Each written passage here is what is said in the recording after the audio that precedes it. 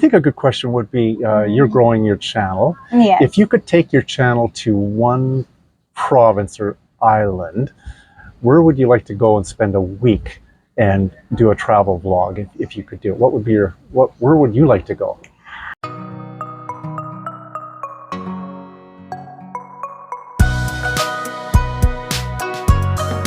Hi, hello everyone. Welcome back to my channel. It's Wang, and today I am with my friend Carrie. Hi, Carrie. Welcome to my channel. Hi, Wang. Hi. How are you doing? I'm good.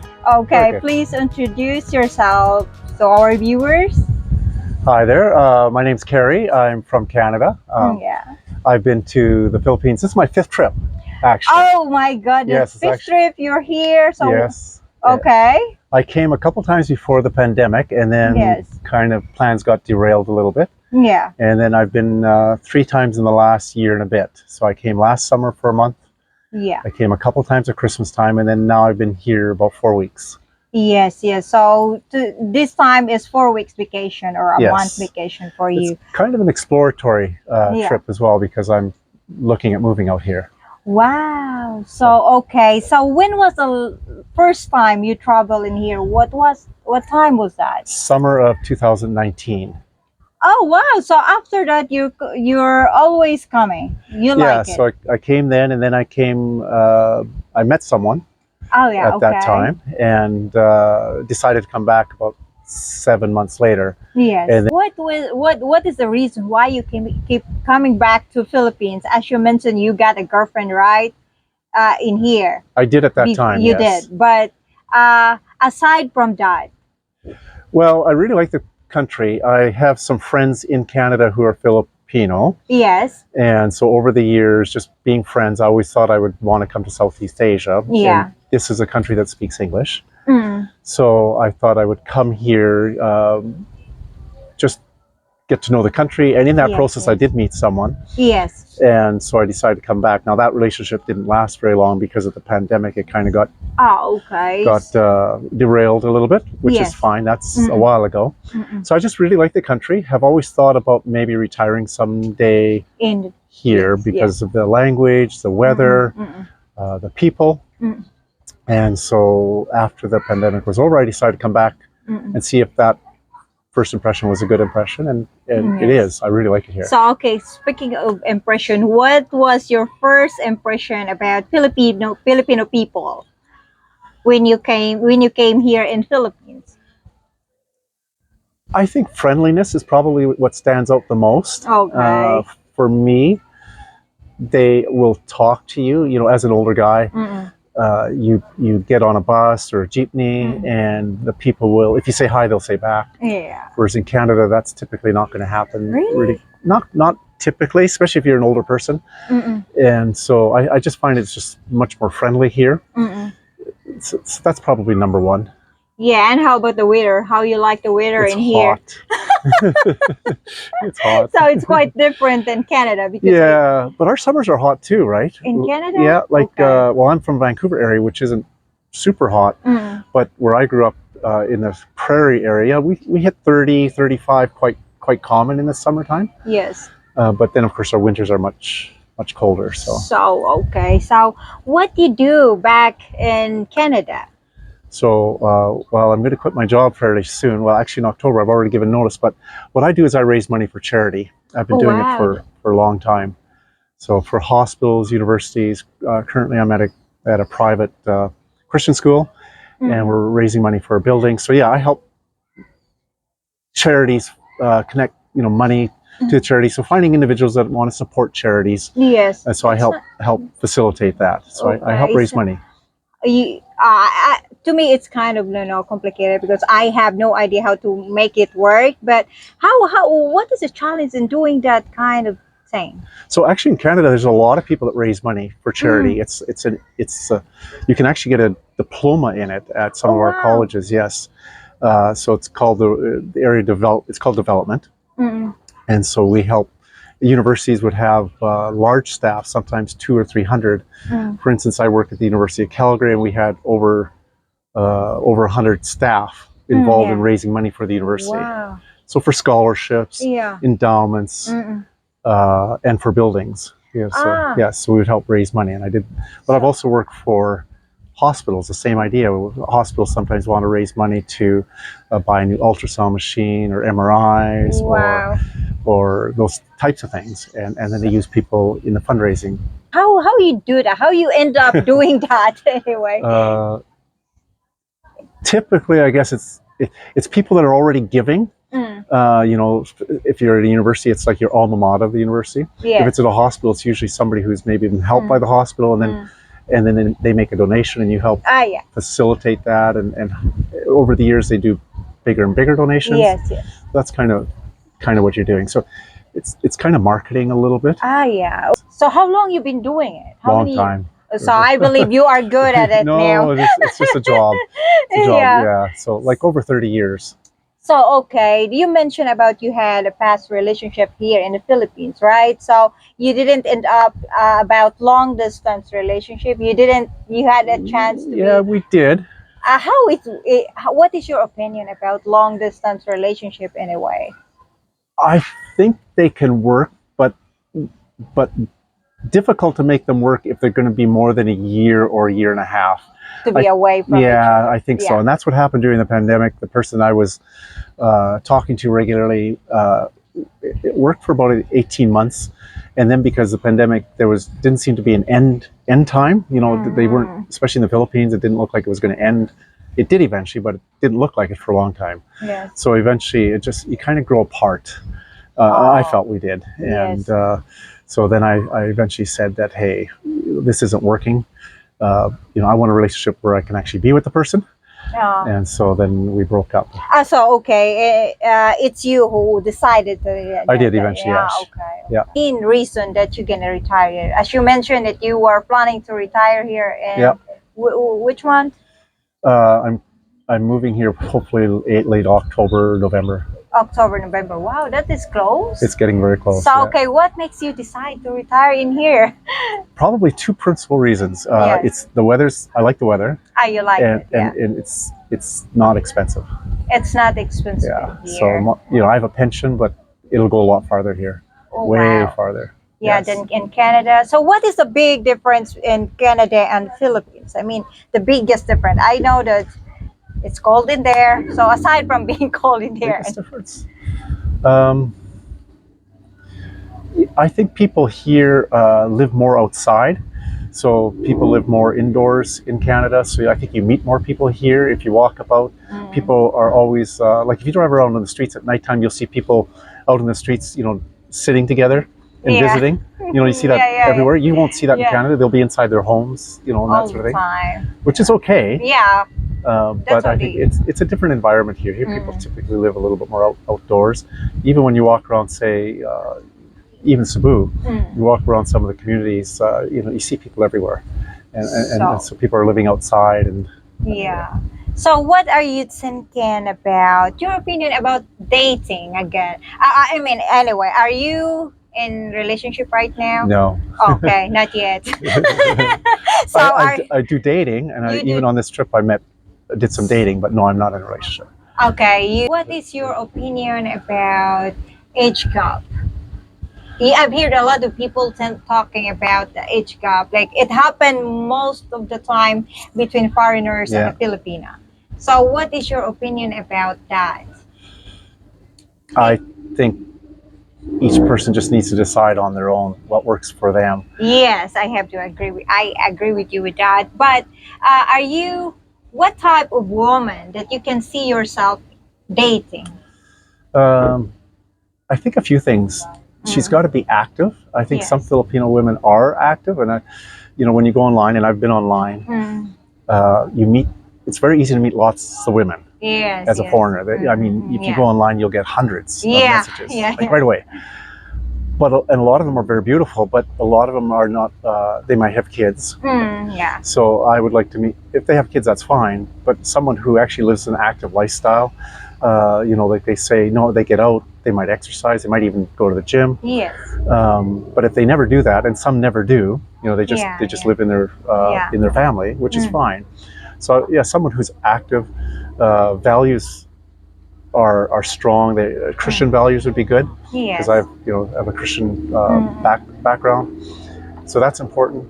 But yeah, just somebody who has some interest in life. Yes, yes. You know, so when you start talking to them, it's not just, you don't constantly hear whatever you want. Yeah, You say, I where would you agree like to with go? you. Whatever you say. Yeah, yes. They actually, let's go Have- here, let's do yeah, this. Yeah, yeah. And so that's harder to find.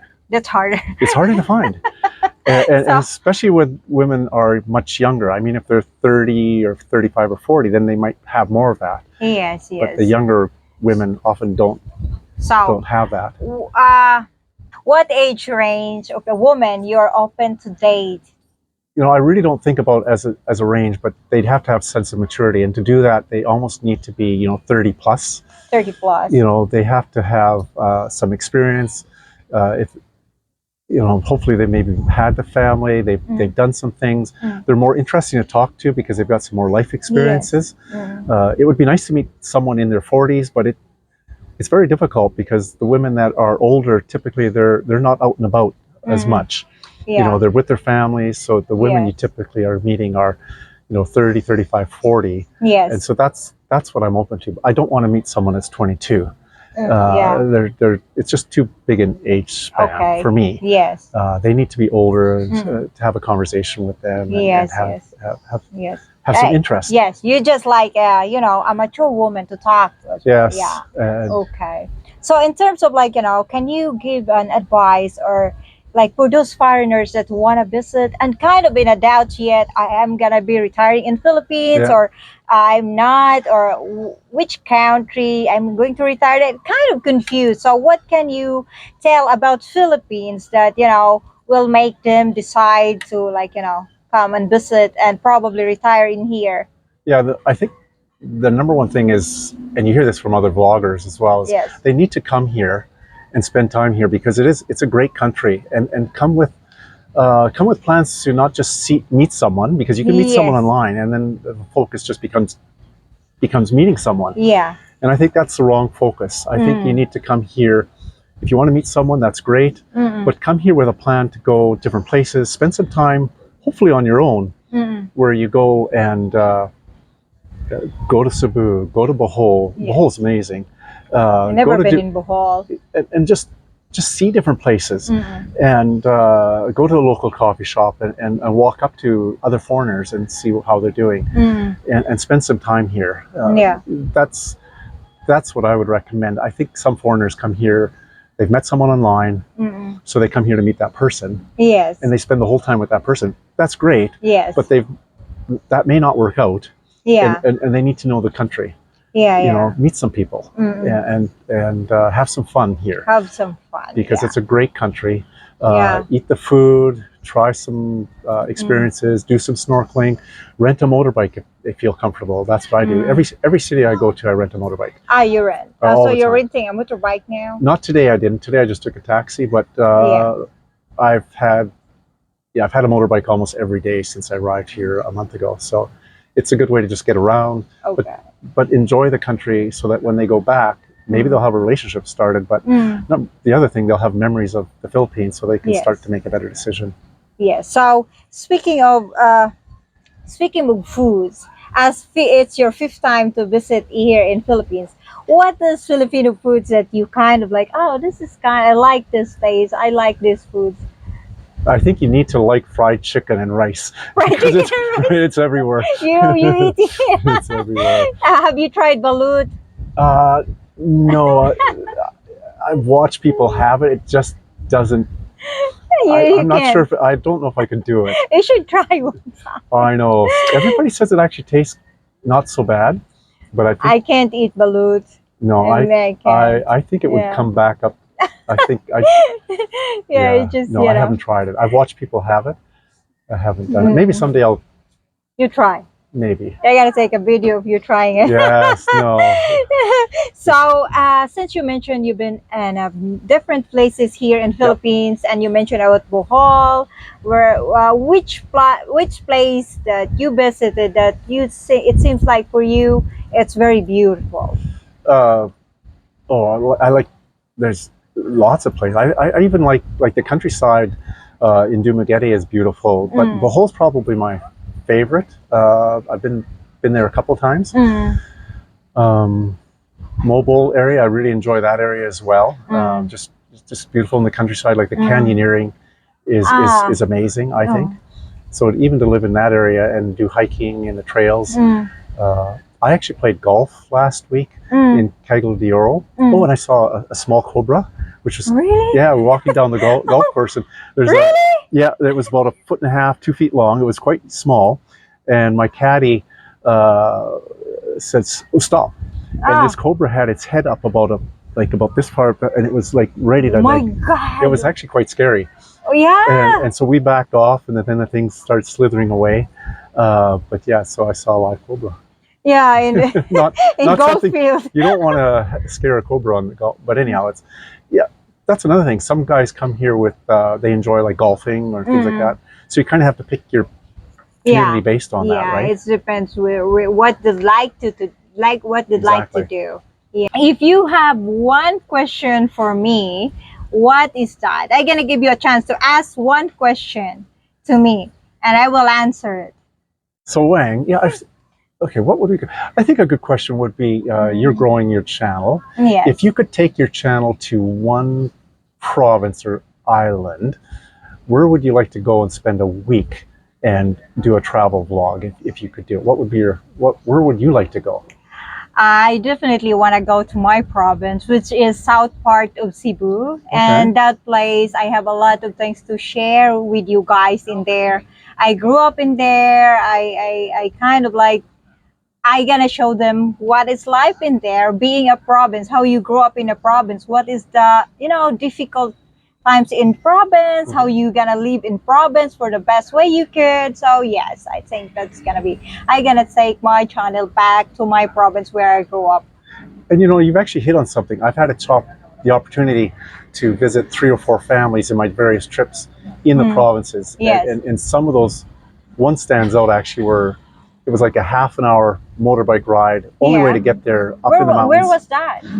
Up above Bias. So about 20 minutes up the road from Bias, then we had to take a side road, and we rode for quite a ways, and then we had to walk to someone's home out in the jungle, basically. Yeah. And people everywhere because they had done lechon. Really? Because it was actually a birthday party of someone who I'd met, so they had arranged to do this lechon. Her birthday. A sister of the person that I knew. Okay. And it was really interesting because, of course, all the community came there. Yes. They didn't have a fridge or anything. Like, it was very, there's no Wi-Fi connection. It's very primitive, and a lot of the people that were there didn't have an education. They were very poor. Yeah. And so I think also as a traveler to this country, you should take the opportunity to go experience that life, because the province life is very simple. Lots of smiles. The kids are laughing. They have nothing.